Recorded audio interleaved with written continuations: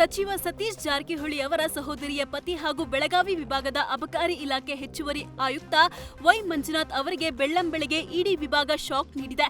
ಮಂಜುನಾಥ್ ಆಪ್ತರಾಗಿರುವ ಅಧಿಕಾರಿಗಳಿಗೂ ಬಿಸಿ ಮುಟ್ಟಿಸಿದೆ. ಚಿಕ್ಕೋಡಿ ಅಬಕಾರಿ ಡಿವೈಎಸ್ಪಿ ಮತ್ತು ತುಮಕೂರು ಅಬಕಾರಿ ಎಸ್ಪಿ ಮನೆಗಳ ಮೇಲೂ ಇಡಿ ಅಧಿಕಾರಿಗಳು ರೇಡ್ ನಡೆಸಿ ಶೋಧ ಆರಂಭಿಸಿದ್ದಾರೆ.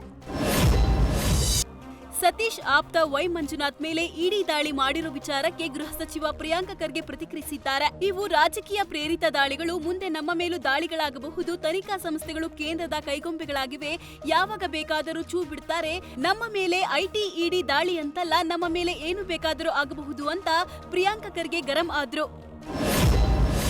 ಸಿಎಂ ಡಿಕೆ ಶಿವಕುಮಾರ್ ಹಾಗೂ ಎಚ್ಡಿ ಕುಮಾರಸ್ವಾಮಿ ನಡುವೆ ಟೌನ್ಶಿಪ್ ವಿವಾದ ತಾರಕಕ್ಕೇರಿದೆ. ಬೈರಮಂಗಲ ಸುತ್ತಮುತ್ತ ತಮ್ಮ ಆಸ್ತಿ 32 ಎಕರೆ ಸಾರ್ವಜನಿಕರಿಗೆ ಬಿಟ್ಟುಕೊಡುವುದಾಗಿ ಕೇಂದ್ರ ಸಚಿವ ಎಚ್ಡಿಕೆ ಮತ್ತು ನಿಖಿಲ್ ಘೋಷಣೆ ಮಾಡಿದ್ದಾರೆ ಅಂತ ಕೆಲ ಕಿಡಿಗೇಡಿಗಳು ಪೋಸ್ಟ್ ಅಂಟಿಸಿದ್ದಾರೆ. ಪಾದಯಾತ್ರೆ ವೇಳೆ ಘೋಷಣೆ ಮಾಡಿದ್ದಕ್ಕೆ ಇದೀಗ ಪೋಸ್ಟ್ ಅಂಟಿಸುವ ಮುಖಾಂತರ ತಿರುಗೇಟು ನೀಡಿದ್ದಾರೆ. ಬಿಡದಿ ಟೌನ್ಶಿಪ್ ಜಟಾಪಟಿ ಹಿನ್ನೆಲೆ ಮಾಗಡಿ ಮಾಜಿ ಶಾಸಕ ವೈ ಮಂಜುನಾಥ್ ಸುದ್ದಿಗೋಷ್ಠಿ ಮಾಡಿದ್ದಾರೆ. ಶಾಸಕ ಬಾಲಕೃಷ್ಣ ಸಿಎಂ ಡಿಕೆ ಶಿವಕುಮಾರ್ಗೆ ಮೆಚ್ಚಿಸಲು ಬಾಯಿ ಹೊಲಸು ಮಾಡಿಕೊಳ್ತಿದ್ದಾರೆ. ಕುಮಾರಸ್ವಾಮಿ ಅವರಿಗೆ ಕನಿಷ್ಠ ಪ್ರಜ್ಞೆ ಇಲ್ಲ ಅಂದವ್ರೆ. ಕನಿಷ್ಠ ಪ್ರಜ್ಞೆ ಇರುವುದಕ್ಕೆ ಕುಮಾರಸ್ವಾಮಿ 2 ಬಾರಿ ಸಿಎಂ ಆಗಿದ್ದು, ಬಿಡದಿ ಟೌನ್ಶಿಪ್ ಗೊಂದಲ ಹೋರಾಟಕ್ಕೆ ಶಾಸಕ ಬಾಲಕೃಷ್ಣನೇ ನೇರ ಕಾರಣ. ಹೋರಾಟ ಪ್ರಾರಂಭವಾದಾಗಲೇ ರೈತರ ಭೇಟಿ ಮಾಡಿ ಸಮಸ್ಯೆ ಆಲಿಸಬೇಕಿತ್ತು. ಈಗ ಕುಮಾರಸ್ವಾಮಿ ಕುಟುಂಬದ ಮೇಲೆ ಆರೋಪ ಮಾಡ್ತಿದ್ದಾರೆಂದು ಶಾಸಕ ಬಾಲಕೃಷ್ಣ ವಿರುದ್ಧ ಮಂಜುನಾಥ್ ವಾಗ್ದಾಳಿ ನಡೆಸಿದ್ದಾರೆ. ಸಿಎಂ ಆದ ಬಳಿಕ ಮೊದಲ ಬಾರಿಗೆ ಡಿಕೆ ಶಿವಕುಮಾರ್ ಗೃಹ ಕಚೇರಿ ಕೃಷ್ಣಾದಲ್ಲಿ ಪೂಜೆ ಸಲ್ಲಿಸಿದ್ದಾರೆ. ಅಜ್ಜಯ್ಯನ ಭಾವಚಿತ್ರಕ್ಕೆ ಡಿಕೆ ಶಿವಕುಮಾರ್ ಗೃಹ ಕಚೇರಿ ಕೃಷ್ಣಾದಲ್ಲಿ ಪೂಜೆ ಸಲ್ಲಿಸಿದರು. ಪೂಜೆ ಬಳಿಕ ಕಚೇರಿಯಲ್ಲಿ ಮಾಜಿ ಶಾಸಕ ಸಿಎಂ ಲಿಂಗಪ್ಪ, ಶಾಸಕ ವಿಜಯಾನಂದ ಕಾಶಪ್ಪನವರ್, ಶ್ರೀನಿವಾಸ್ ಮಾನೆ ಸೇರಿದಂತೆ ಹಲವು ಶಾಸಕರನ್ನ ಸಿಎಂ ಡಿಕೆಶಿ ಭೇಟಿಯಾದರು. ಬಿಡದಿ ಟೌನ್ಶಿಪ್ ವಿಚಾರವಾಗಿ ಸಿಎಂ ಡಿಕೆ ಶಿವಕುಮಾರ್ ಹಾಗೂ ಕೇಂದ್ರ ಸಚಿವ ಎಚ್ಡಿ ಕುಮಾರಸ್ವಾಮಿ ನಡುವೆ ಜಟಾಪಟಿ ಶುರುವಾದ ಬೆನ್ನಲ್ಲೇ ಡಿಕೆ ಶಿವಕುಮಾರ್ ಆದಿಚುಂಚನಗಿರಿ ಮಠಕ್ಕೆ ದಿಢೀರ್ ಭೇಟಿ ನೀಡಿದ್ದಾರೆ. ಪತ್ರ ಸಮರ ನಡೆದಿರುವ ನಡುವೆಯೇ ನಿರ್ಮಲಾನಂದ ಶ್ರೀಗಳನ್ನ ಭೇಟಿ ಮಾಡಿ ಶ್ರೀಗಳ ಜೊತೆಗೆ ಎಚ್ಡಿಕೆ ಜೊತೆ ನಡೆದ ಗೊಂದಲದ ಬಗ್ಗೆ ಸಮಾಲೋಚನೆ ನಡೆಸಿದ್ದಾರೆ. ಪರಸ್ಪರ ಕಿತ್ತಾಡಿಕೊಳ್ಳದೆ ಸಹಕಾರ ನೀಡುವಂತೆ ಶ್ರೀಗಳು ಡಿಕೆ ಶಿವಕುಮಾರ್ಗೆ ಸಲಹೆ ನೀಡಿದ್ದಾರೆ. ಒಂದೇ ಸಮುದಾಯದ ಪ್ರಭಾವಿ ನಾಯಕರು ಕಿತ್ತಾಡಿಕೊಳ್ಳುವುದು ಬೇಡವೆಂದು ಸಲಹೆ ನೀಡಿದ್ದಾರೆ. ನವಿಲುಗರಿ ಧರಿಸಿ ರೀಲ್ಸ್ ಮಾಡಿದ್ದಕ್ಕೆ ನೋಟಿಸ್ ಜಾರಿಯಾಗಿದ್ದು, ಈ ಪ್ರಕರಣಕ್ಕೆ ಸಂಬಂಧಿಸಿದಂತೆ ನಟ ಕಿಶಾನ್ ಸ್ಪಷ್ಟನೆ ನೀಡಿದ್ದಾರೆ.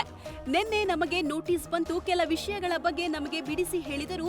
ನಾವು ಏನೇ ಶೂಟ್ ಮಾಡಿದ್ರೂ ಕೊಲಾಬ್ರೇಷನ್ ಮಾಡಲಾಗಿರುತ್ತೆ. ಕೊರಿಯೋಗ್ರಫಿ ತಂಡ ಎಲ್ಲವೂ ನೋಡಿಕೊಳ್ಳೋದು. ನಾವು ನವಿಲುಗರಿ ಬಟ್ಟೆ ಬಾಡಿಗೆ ಪಡೆದಿದ್ದೆವು. ಈ ರೀತಿ ನವಿಲುಗರಿ ಬಾಡಿಗೆ ಪಡೆಯುವುದು ತಪ್ಪು. ನಮಗೆ ಈ ವಿಷಯದ ಬಗ್ಗೆ ತಿಳಿದಿರಲಿಲ್ಲ ಎಂದು ನಟ ಕಿಶಾನ್ ಕ್ಷಮೆ ಯಾಚಿಸಿದನು.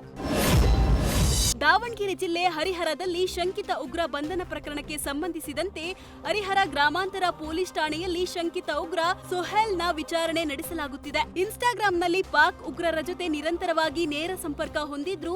ಅಂತಾರಾಷ್ಟ್ರೀಯ ಕರೆಗಳು ಸಹ ಮಾಡಿದ್ದ. ಈ ಹಿನ್ನೆಲೆ ಪೇಂಟಿಂಗ್ ಕೆಲಸ ನೆಪದಲ್ಲಿ ಬನ್ನಿಕೋಡಿ ಗ್ರಾಮದಲ್ಲಿ ತಂಗಿದ್ದ ಸುಹೇಲನನ್ನ ಕೇಂದ್ರ ಗುಪ್ತಚರ ಇಲಾಖೆ, ತುಮಕೂರು, ದಾವಣಗೆರೆ ಪೊಲೀಸರು ಜಂಟಿ ಕಾರ್ಯಾಚರಣೆ ನಡೆಸಿ ಬಂಧಿಸಿದ್ದಾರೆ.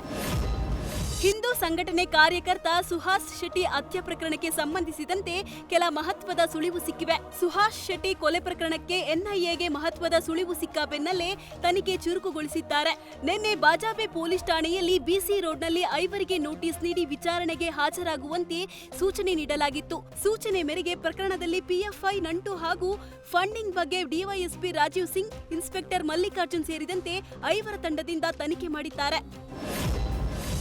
ಓರ್ವ ಮಹಿಳೆಗೋಸ್ಕರ 2 ಪುರುಷರು ಕಿತ್ತಾಡಿಕೊಂಡ ಘಟನೆ ಚಿಕ್ಕಮಗಳೂರು ಜಿಲ್ಲೆಯ ಎನ್ಆರ್ಪುರ ತಾಲೂಕಿನ ಬಾಳೆಹೊನ್ನೂರು ಸಮೀಪದ ಅಡಿಗೆಬೈಲು ಗ್ರಾಮದಲ್ಲಿ ನಡೆದಿದೆ. ಮದುವೆಯಾಗಿ ಗಂಡನಿಂದ ದೂರವಿದ್ದ ನಾಗರತ್ನ ಎಂಬ ಮಹಿಳೆಗೋಸ್ಕರ ಶೇಷಗಿರಿ ಹಾಗೂ ಅರುಣ್ ಕಿತ್ತಾಡಿಕೊಂಡಿದ್ದಾರೆ. ಕಿತ್ತಾಟದಲ್ಲಿ ಶೇಷಗಿರಿ ಬೀಸಿದ ಲಾಂಗ್ಗೆ ಅರುಣ್ ಕೈಯಡ್ಡ ತಂದ ಪರಿಣಾಮ ಹಸ್ತ ಸಂಪೂರ್ಣವಾಗಿ ತುಂಡಾಗಿದೆ. ಸದ್ಯ ಅರುಣ್ ಮಂಗಳೂರಿನ ಆಸ್ಪತ್ರೆಯಲ್ಲಿ ದಾಖಲಾಗಿದ್ದು, ಈ ಕುರಿತು ಬಾಳೆಹೊನ್ನೂರು ಠಾಣೆಯಲ್ಲಿ ಪ್ರಕರಣ ದಾಖಲಾಗಿದೆ.